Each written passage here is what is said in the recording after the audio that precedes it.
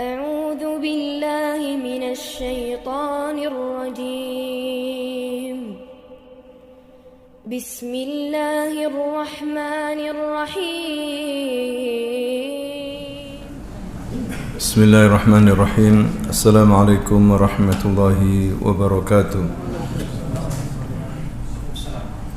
إن الحمد لله نحمده ونستعينه ونستهديه ونتوب إليه ونعوذ بالله من شرور أنفسنا وسيئات أعمالنا من يهده الله فلا مضل له ومن يضلل فلا هادي له أشهد أن لا إله إلا الله وحده لا شريك له وأشهد أن محمدا عبده ورسوله صلى الله عليه وعلى آله وأصحابه ومن تبعهم بإحسان إلى يوم الدين أما بعد اللهم علمنا بما ينفعنا وانفعنا بما علمتنا رب زدنا علما وارزقنا فهما وأرنا الحق حقا وارزقنا اتباعه وأرنا الباطل باطلا وارزقنا اجتنابه وأدخلنا برحمتك في عبادك الصالحين إنك ولي ذلك والقادر عليه إخواني في الدين وأخواتي في الله رحمكم الله أوصيكم ونفسي بتقوى الله فقد فاز المتقون. Para jemaah yang dimuliakan Allah Subhanahu wa taala, pada malam hari ini kita akan lanjutkan kajian kita tentang Sirah Nabawiyah. Pada pertemuan yang lalu kita membicarakan tentang dakwah yang dilakukan oleh Rasulullah SAW di Mekah sebelum hijrah, baik itu dakwah sirriyah maupun dakwah jahriyah. Dakwah secara rahasia dilakukan oleh Nabi di rumahnya Al-Arqam bin Abil Arqam. Ya, tidak ada mayoritas orang Quraisy yang mengetahui bahwa Nabi mengajarkan orang-orang yang mu'allaf di rumahnya Al-Arqam bin Abil Arqam pada waktu malam. Kemudian berjalan hingga 3 tahun, akhirnya Nabi disuruh berdakwah secara terang-terangan, disuruh menyampaikan apa saja yang turun dari Allah Subhanahu wa taala kepada masyarakat kafir Quraisy. Disitulah kemudian hadirin sekalian ada permusuhan, tekanan yang kuat dari kafir Quraisy. Mereka marah, ya, mereka tidak setuju dengan dakwah Nabi, sehingga Nabi mendapatkan ancaman dan juga mendapatkan teror. Begitu juga para pengikutnya kaum muslimin, terutama orang-orang miskin, orang-orang yang tidak mempunyai saudara atau famili di Mekah, menjadi bulan-bulanan orang-orang kafir Quraisy. Di antaranya yang disiksa yaitu Bilal bin Rabah, seorang budak disiksa oleh tuannya Umayyah bin Khalaf, ya. Kemudian juga ada Khabbab ibn al-Ard, ada juga Zannirah dari seorang wanita dari kalangan budak, dan keluarga Yasir, ya, hingga Yasir dan istrinya terbunuh dalam siksaan. Nabi SAW tidak bisa berbuat apa-apa, hanya bisa mendoakan. Ketika keluarga Yasir ditimpa azab atau siksaan dari pihak kafir Quraisy, Nabi hanya mengatakan sabran ala Yasir fa inna mau'idakumul jannah. Sabarlah keluarga Yasir, tempat kalian sudah di surga. Apa hikmah hadirin sekalian di antara cobaan-cobaan yang diterima oleh kaum muslimin pada awal dakwah? Di sini Allah Subhanahu wa taala ingin memberitahukan kepada kita, jika kita beriman memeluk agama Islam ini, pasti kita akan diuji oleh Allah Subhanahu wa taala. Ya, sebagaimana Allah berfirman, am hasibtum an tadkhulul jannah walamma ya'tikum mathalul ladzina khalau min qablikum massadhumul ba'sa'u wad-dharra'u wa zulzilu hatta yaqula ar-rasulu wal ladzina amanu ma'ahu mata nasrullah ala inna nasrullahi qarib. Apakah kalian mengira akan masuk surga begitu saja, padahal kalian belum diuji sebagaimana orang-orang yang beriman sebelum kalian Mereka telah diuji dengan kelaparan, dengan kekurangan, ya, dengan berbagai macam cobaan sampai buminya mereka digetarkan. Maksudnya musuh yang begitu banyak dan kuat. Hatta yaqula ar-rasulu walladzina amanu ma'ahu, sampai saat itu Rasulullah dan orang-orang bersamanya yang beriman, mereka mengatakan, mata nasrullah, kapan datang pertolongan Allah? Maka Allah disitulah, di saat ujian sudah memuncak, ya, pasukan yang begitu kuat dari pihak musuh yang sudah mengepung kaum muslimin, disitulah Allah mengatakan, ala inna nasrullahi qarib, ketahuilah sesungguhnya pertolongan Allah itu dekat. Hadirin sekalian, inilah memang sunnatullah, pasti kita akan diuji, ya, dan ujian yang paling besar adalah menimpa para nabi, para rasul. Asyaddul bala al-anbiya thumma al-amsal fal-amsal, ya, yang paling besar cobaannya itu para nabi, ya, baru setelah itu dibawanya, dan seseorang itu diuji, kata Nabi, sesuai dengan kadar imannya. Ya, ini termasuk rahmat Allah.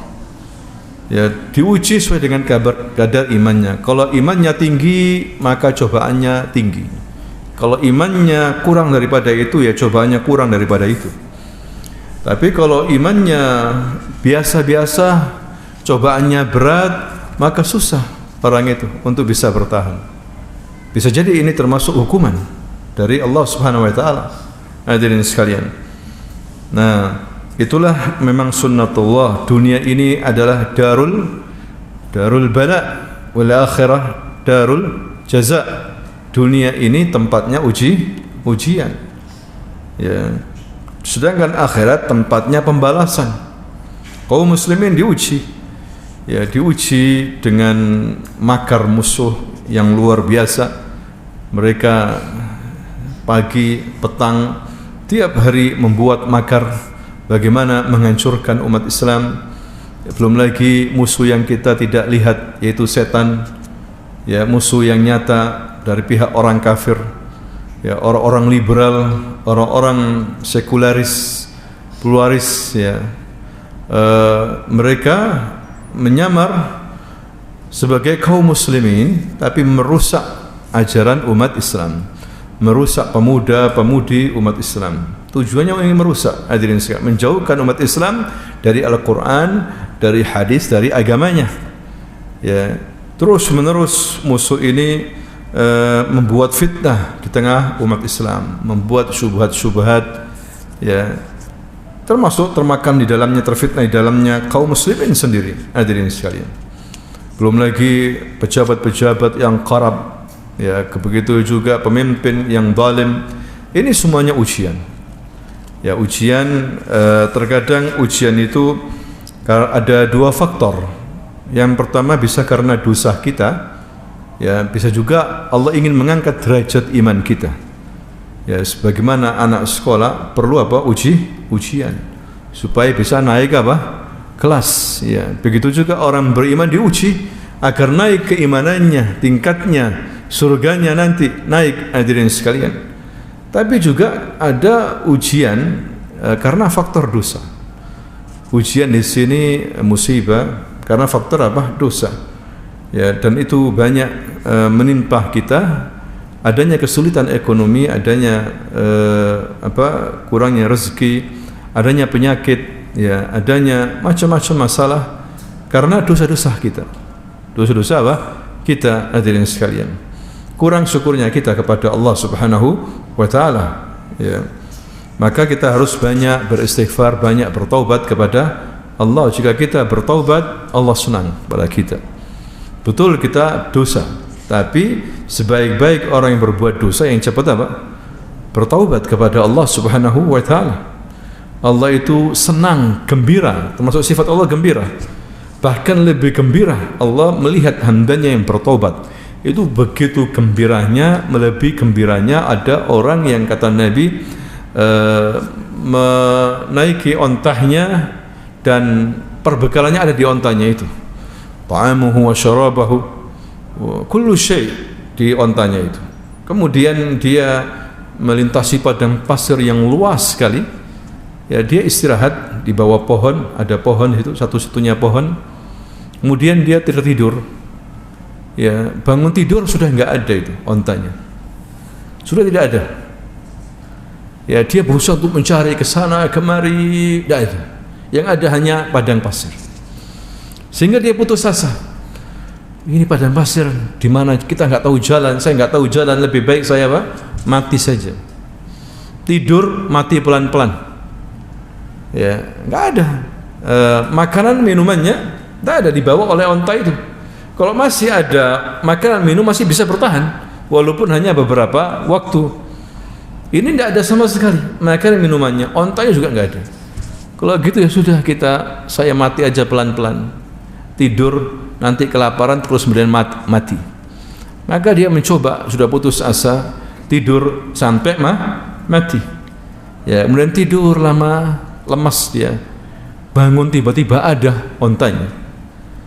Bisa dibayangkan gembiranya orang ini, gembira luar biasa, sehingga talinya dipegang, jangan sampai ontanya itu lari lagi. Ya, dia mendapatkan makanannya ada, masian, minumannya ada, sehingga dia makan, bisa minum. Kemudian dia bersyukur kepada Allah. Begitu gembiranya sampai dia salah dalam menyebut, ya Rabb, anta abdi wa ana rabbuk. Ya, karena apa? Gembiranya. Ada orang gembira salah semua dalam ucapan. Karena begitu gembiranya dapat rezeki nomplok misalnya. Ya, dalam hidupnya enggak pernah dia mendapatkan rezeki yang nomplok begitu tiba-tiba sampai kemudian salah dalam ucap. Itu wajar itu. Ya, tapi kalau sengaja kufur. Ya kufur, dia mengatakan ya Rabb, anta abdi wa ana rabbuk. Kaifa? Seharusnya apa? Ana abduk wa anta rabbi. Ini kebalik. Asyaddu farhan. Ya, maka Allah mengatakan Allah lebih gembira daripada orang ini ketika bergembira melihat hambanya yang beristighfar. Beristighfar, yuhib istighfar min abdihi. Allah suka melihat hambanya itu apa? Beristighfar. Makanya Nabi begitu gembiralah seseorang itu ketika didapatkan sahifanya penuh dengan istighfar pada hari kiamat. Buku laporannya itu penuh dengan apa? Istighfar. Sangat gembira orang ini nanti pada hari kiamat dikasih rahmat oleh Allah. Jadi hadirin sekalian, kita disuruh banyak istighfar. Nabi kita juga beristighfar setiap hari 70 marrah, 70 kali. Aksar min 70 marrah, bahkan kadang 100 kali. Ya, fil yaum Nabi astaghfirullah wa atubu.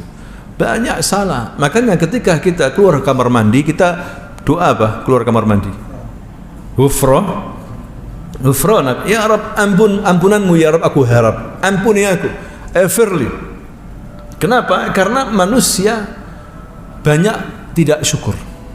Disuruh bersyukur, kadang enggak bersyukur ketika kamar mandi itu. Hadirin sekalian, kita BAB. Bayangkan coba kita kalau enggak bisa BAB bagaimana? Ya, bisa kesakitan kita. Makanan masuk tapi enggak keluar. Itu aja harus kita syukuri itu.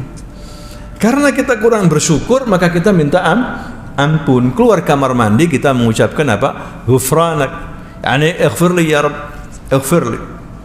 Ya, arju ghufranak, aku menginginkan ampunanmu atau ampuni aku. Seperti itu. Nah, itulah hadirin sekalian cobaan yang dialami oleh para sahabat-sahabat dulu. Susah untuk meluk agama Islam. Ditekan, ya, ditindas, ada yang dibantai, dibunuh. Kita alhamdulillah memeluk agama Islam ini damai, aman. Kita bisa menjalankan ibadah ini, tinggal kita bersyukur. La in syakartum la azidannakum wa la in kafartum inna azabi lasyadid. Tapi kita harus mewaspadai ya gerakan-gerakan makar-makar orang kafir negeri ini. Ya, jangan sampai kemudian kita menyimpang dari agama Allah Subhanahu wa taala. Ya, ujian sekarang ini harga pada mulai naik, ya kan? BBM naik, disuruh sabar. Ya, pernah juga terjadi pada zaman Nabi, banyak para sahabat. Nabi ditanya juga, bagaimana ya Rasulullah harga-harga naik? Sabar, tenang, jangan apa? Gerusa-gerusu begitu.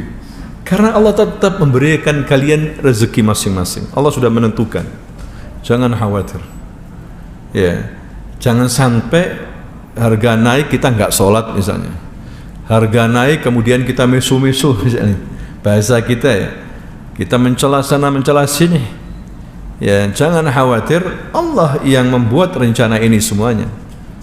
Allah, hadirin sekalian, dan Allah memberikan rezekinya masing-masing. Bisa jadi harga naik justru umat Islam mendapatkan keuntungan yang lebih. Bisa jadi. Padahal harga apa naik. Ketika harga enggak naik, rezeki sedikit. Ketika harga naik justru apa? Rezeki banyak. Allah yarzuqu man yasha. Ya, seperti itu. Nah, ketika dapat tekanan yang luar biasa dari kafir Quraisy, hadirin sekalian, maka Rasulullah mempunyai ide agar kaum muslimin ini hijrah ke Habasyah.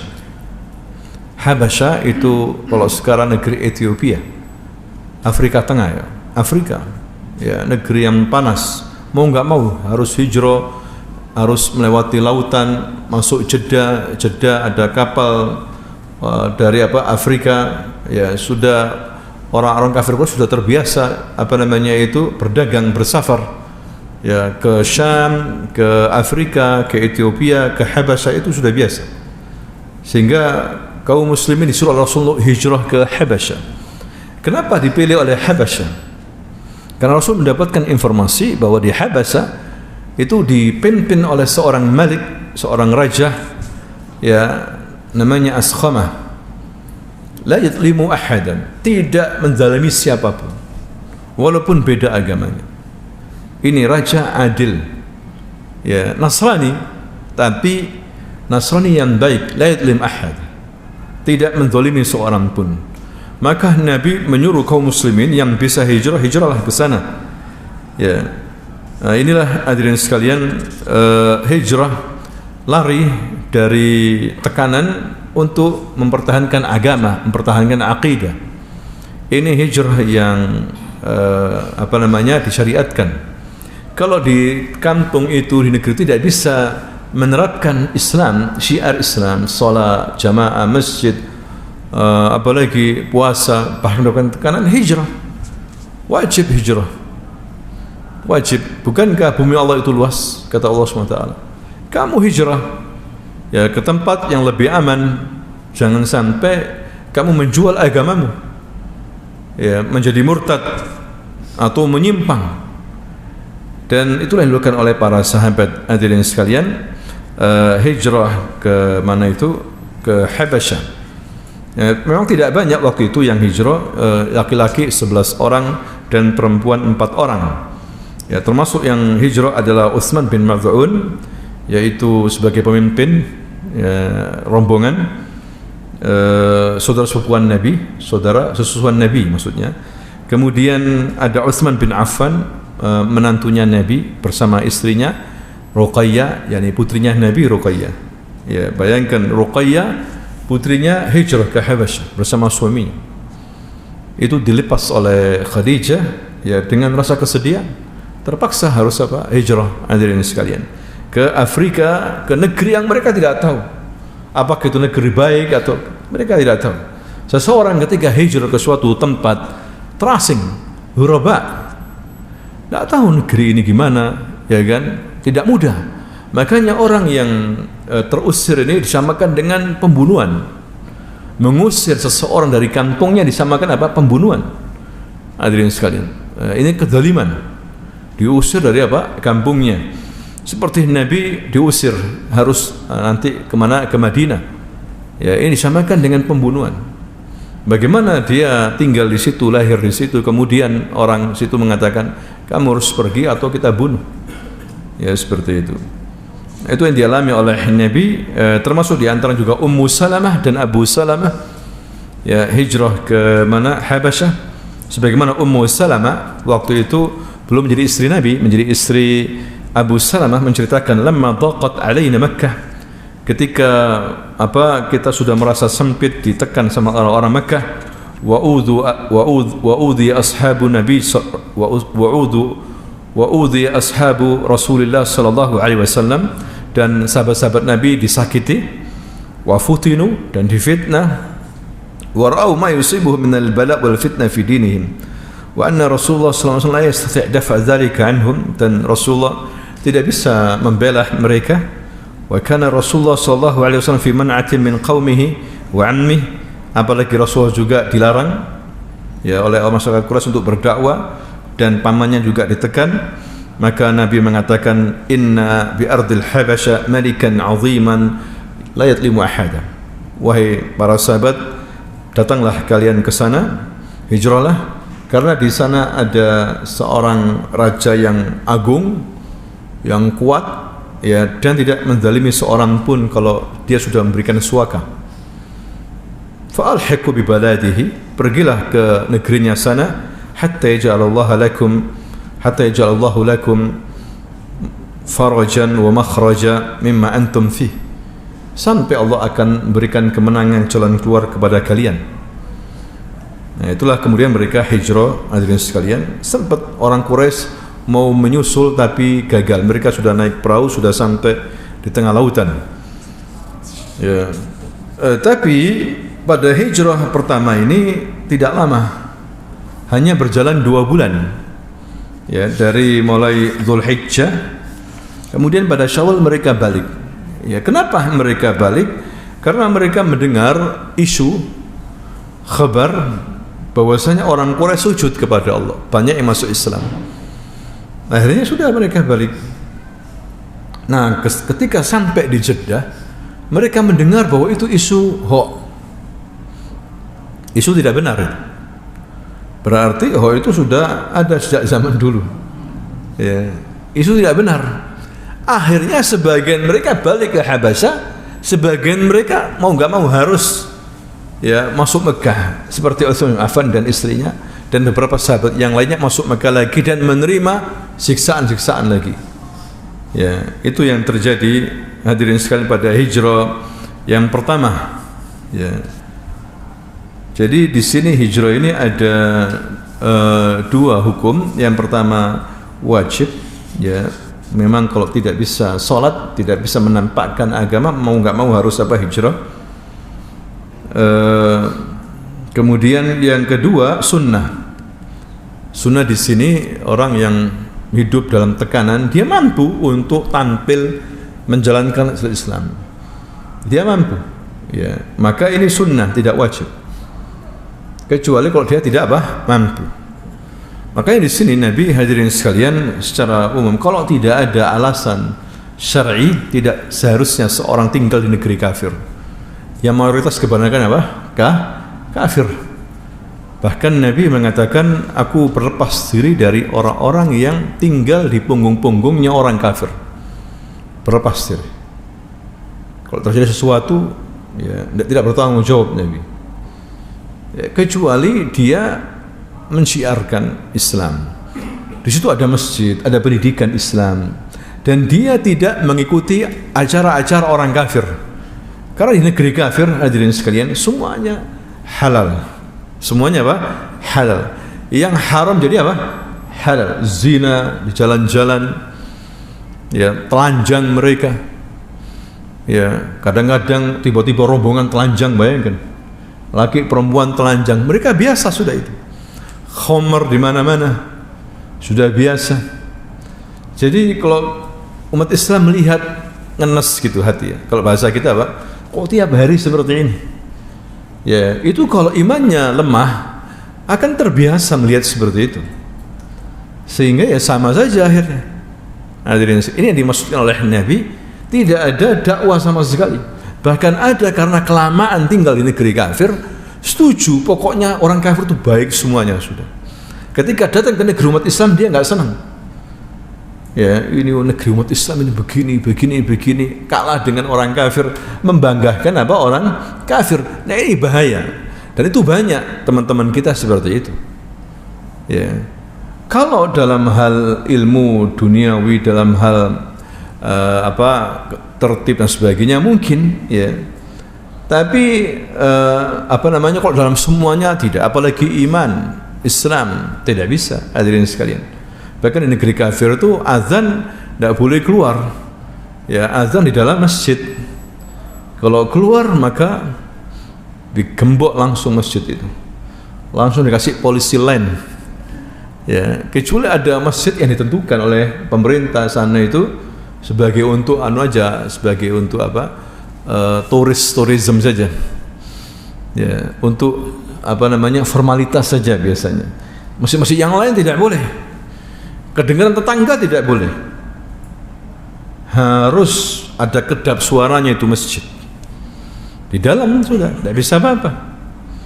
Sedangkan di negeri umat Islam, masya Allah, azan bersautan ke sana kiri kanan, masya Allah. Itu yang buat kita ini rindu kalau seseorang pergi ke negeri kafir. Makanya orang di negeri kafir itu kalau dia pergi ke sana, pertama orangnya itu ngerti agama, kemudian yang kedua mungkin untuk keperluan berobat atau bisnis, ya, atau apalagi, ya, belajar yang di negeri umat Islam tidak ada ilmunya, tidak apa-apa, ya. Dan dia tadi itu bisa menjalankan syiar. Kalau enggak, lebih baik pulang kemudian tinggal di negeri yang mayoritas kaum muslimin, nikmat, hadirin sekalian, kurang lebih, ya, daripada hidup di negeri kafir. Terkadang mereka dalam segi ekonomi mungkin memberikan keuntungan kepada kita, kerjaan mungkin mudah, gaji tinggi, tapi jangan terpukau dengan itu, karena mereka bisa mengambil iman kita. Ya, betul kita dapat uang, tapi iman kita bisa copot, bisa lepas, berbahaya. Ya, itu yang dikhawatirkan. Dan banyak keluhan-keluhan, ya, orang-orang kita kaum muslimin yang tinggal di negeri kafir, banyak keluhan-keluhan. Tidak bisa berbuat apa-apa, hadirin sekalian. Tidak bisa berbuat apa-apa mereka, kecuali yang kuat untuk punya ghirah dakwah. Banyak teman-teman kita, masya Allah, mereka membuat markas-markas Islam, mereka membuat pendidikan-pendidikan, mereka membangun masjid-masjid, mereka mencoba untuk merayu orang-orang kafir masuk Islam.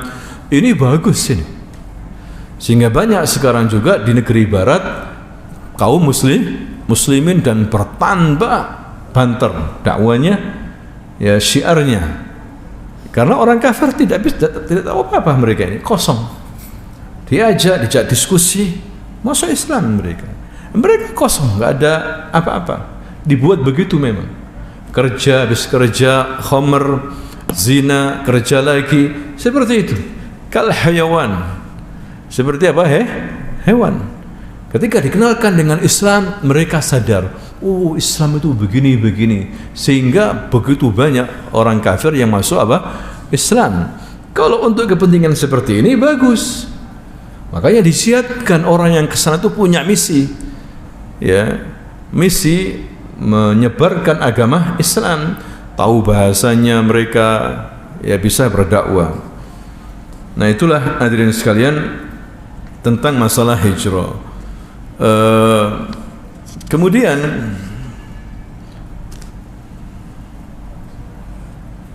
Rasulullah SAW menyuruh lagi hijrah yang kedua kali. Karena tekanan yang luar biasa dari pihak kaum Quraisy, maka Nabi menyuruh mereka hijrah lagi. Kali ini lebih banyak, ada 83 laki-laki yang hijrah dan ada 18 perempuan, ya, atau 19 perempuan dalam riwayat yang lain, ya. Tapi kali ini orang-orang Quraisy tidak tinggal diam melihat beberapa kaum muslimin yang hijrah ke Habasyah. Jadi mereka ini mengutus dua utusan. Yang pertama Amr bin As, dia ini akhirnya masuk Islam, hadirin sekalian. Tapi sebelum masuk Islam dia termasuk tokoh, ya, termasuk politikus ulung. Amr bin As, ya, orang pintar, cerdas.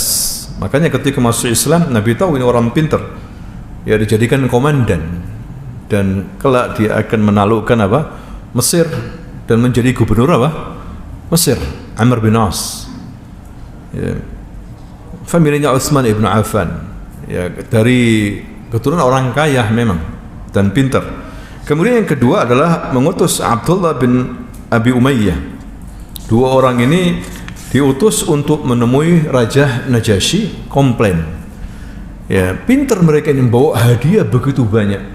Sebelum menemui Raja Najasyi, mereka menemui para pejabat-pejabat.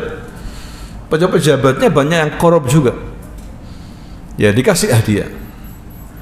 Nanti kalau saya menghadap Raja Najasyi, kamu dukung saya ya. Ya, seperti itulah bahasanya, hadirin sekalian. Oh, jangan khawatir, kita dukung kamu. Dikasih hadiah, ada uang, ada ini macam-macam. Ya, nah itulah yang terjadi. Akhirnya, hadirin sekalian, mereka menemui Raja Najasyi. Ya, kedua ini menemui Raja Najasyi dan mengatakan, Ayyuhal Malik, wahai Raja, innahu qad dawa ila baladika ghilmanun sufaha. Masuk ke negerimu ini orang-orang bahlul, orang-orang bodoh. Ya. Fariqu dina qaumihim. Mereka itu meninggalkan negeri kami, orang-orang kita mereka itu. Tapi memecah belah ya agama kita ini di waktu di Mekah. Walam yadkhulu fi dinik. Mereka juga tidak masuk ke agama Nasrani dan juga tidak masuk ke agama kita. Ibtada'u, mereka berbuat bid'ah. Bayangkan, dia juga mengucapkan kalimat apa? Bid'ah, padahal musyrikin. Mereka itu berbuat bid'ah. Ini agama bid'ah, agama baru. Ya, la na'rifu nahnu wala anta wa ayyuhal malik. Kita enggak tahu apa ini agama mereka dan kamu juga tidak tahu agamanya mereka ini. Ya. Makanya kita ini diutus oleh para pemuka-pemuka kaum kami agar kamu ini mengembalikan mereka ke negerinya, ke Mekah maksudnya. Kembalikan, jangan kasih suaka. Seperti itu. Maka para pejabat-pejabat ini langsung mengatakan, wahai Malik, benar itu. Ucapan dua orang ini benar. Udah kembalikan aja, karena dikasih suap. Disuap, hadirin sekalian. Lagi-lagi mereka itu Yahud, Nasrani ini terbiasa suap. Ditiru oleh umat Islam. Mereka terbiasa menyuap, hadirin sekalian. Nah itulah, tapi raja ini tidaklah bodoh. Dia mengatakan, arsil ilal muslimin, ya, panggil kaum muslimin yang hijrah itu. Saya ingin 1-2 wakil dari mereka berbicara. Ini kasih kesempatan juga. Ya. Maka mereka menentukan Ja'far bin Abi Thalib. Ja'far ini sepupu Nabi, kakaknya Ali bin Abi Thalib. Ya. Maka katanya Raja Najasyi, takallam ya Ja'far, berbicara. Ini utusan kaum Quraisy, katanya begini-begini. Benar, berbicara, kasih kesempatan.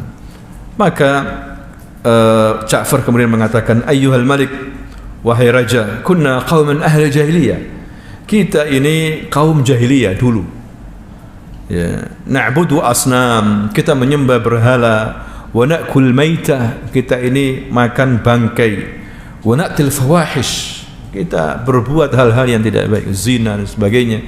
Ya. Wa naqta'ul arham, waktu jahiliyah kita suka memotong silaturahim, hatta ba'atsallahu ilaina rasulan minna, sampai kemudian Allah mengutus kepada kami seorang rasul. Rasulnya dari kami juga, bukan dari orang lain.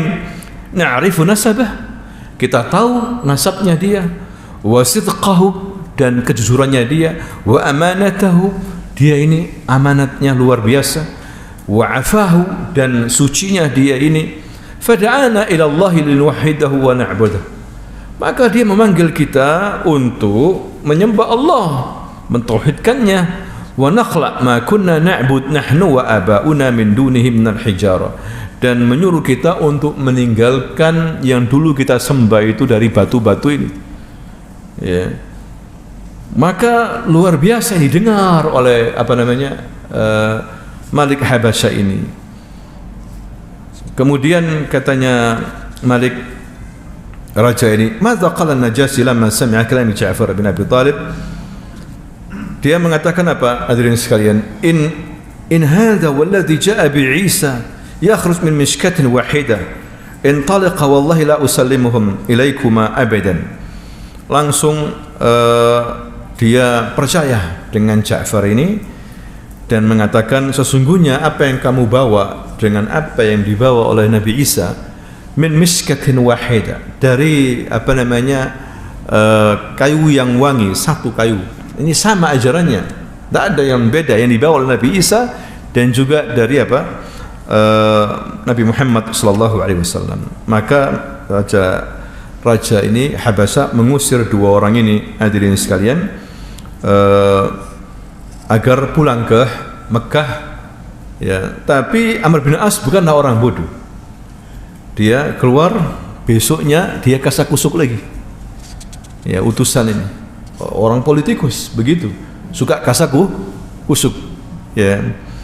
Langsung dia ngomong, minta izin sama pemuka-pemukanya, pejabat, aku ingin ketemu lagi sama Habasha, sama raja ini. Aku izinkan ketemu lagi. Kemudian akhirnya diizinkan ketemu lagi dan dia mengatakan, wahai raja, sekarang gini, tanya kepada mereka ini tentang Nabi Isa. Tentang Isa maksudnya, tentang Isa. Kemudian Malik ini mengatakan, taib, ya Ja'far, bagaimana pendapatmu tentang Isa ini? Kemudian Ja'far mengatakan, naqulu fihi alladhi ja'a bihi nabiyuna huwa Abdullah wa Rasul wa ruhuhu. Kita ini, wahai raja, meyakini tentang Isa sebagaimana diajarkan oleh Nabi kami. Dia adalah Abdullah wa Rasuluh. Dia adalah hamba Allah dan Rasulnya. Jujurnya dia, hadirin sekalian, hamba Allah dan Rasulnya, wa ruhun minhu, dan Allah kasihkan ruh, Allah ciptakan ruh untuk Nabi, kemudian diberikan ke Nabi Isa. Ya, kemudian wa kalimatu alqaha ila Maryam.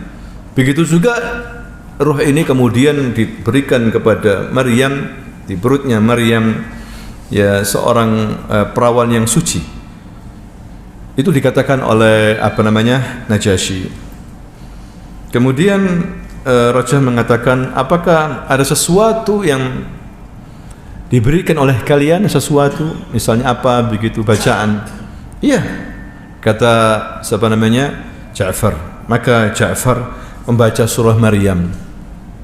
Ini menunjukkan saat itu begitu pandainya Ja'far bin Abi Thalib, berkata dengan fasih dan hafal surah Maryam, dibaca sampai tuntas. Kaf ha ya ain sad. Ini surah bercerita tentang Nabi Isa, bercerita tentang Maryam, Nang Zakaria. Ya, menangis ini siapa? Raja Najasyi ini, hadirin sekalian, dengar bacaannya Ja'far ini. Maka dia ngomong kepada Ja'far,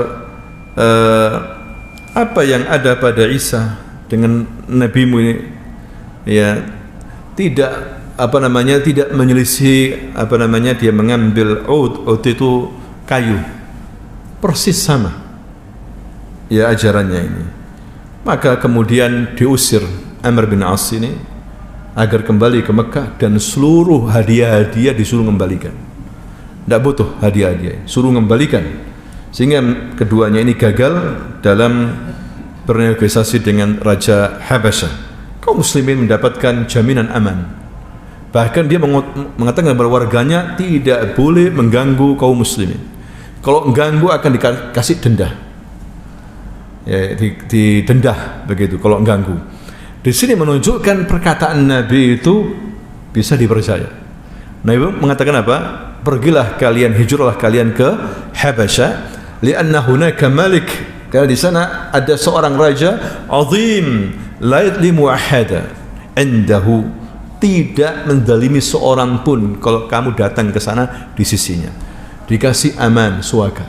Sehingga umat Islam mendapatkan rasa aman. Tapi umat Islam tidak berpangku tangan. Umat Islam bekerja. Ya, mereka membuat keterampilan, dijual di pasar, sampai mereka hidup selama 10 tahun di mana? Habasyah. Hidup tenang, hadirin sekalian, di Habasyah. Nah, kalau hidup di negeri kafir seperti ini nggak ada masalah, nggak diganggu, ya kan, imannya, sholat dan sebagainya. Makanya Ja'far setelah 10 tahun baru kemudian Dia pergi ke Madinah langsung melihat Nabi, mendengar Nabi hijrah, mengikuti Nabi, dan dia ikut jihad. Akhirnya dia syahid. Ikut hijrah, langsung jihad, syahid. Siapa? Ja'far bin Abi Thalib. Makanya ketika dia syahid, Nabi ini sedih karena hancur semuanya, tidak dikenali wajahnya. Dibantai sama musuh. Yang kenal cuma saudaranya perempuan dari jarinya. Hadirin sekalian. Dan dipotong kedua tangannya ini. Tebas lehernya. Makanya Nabi mengatakan, wahai para sahabat-sahabat, berikan hadiah kepada keluarga Ja'far, karena mereka ditimpa suatu hal yang sangat menyedihkan. Jadi dua tangannya ditebas, kemudian diganti sama Allah dengan sayap. Kata Nabi, Ja'far sekarang sudah di surga, berterbangan di surga, diganti dengan sayap-sayap, sehingga dikatakan Ja'far At-Tayyar. Ja'far At-Tayyar, seperti itu. Wallahu ta'ala a'lam bisawab. Demikianlah hadirin sekalian kisah tentang hijrahnya kaum muslimin ke mana? Habasyah.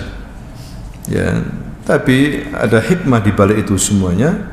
Akhirnya umat Islam kuat karena ada yang masuk Islam dari tokoh Quraisy, yaitu pamannya Nabi Hamzah dan Umar ibn al-Khattab radhiyallahu anhuma.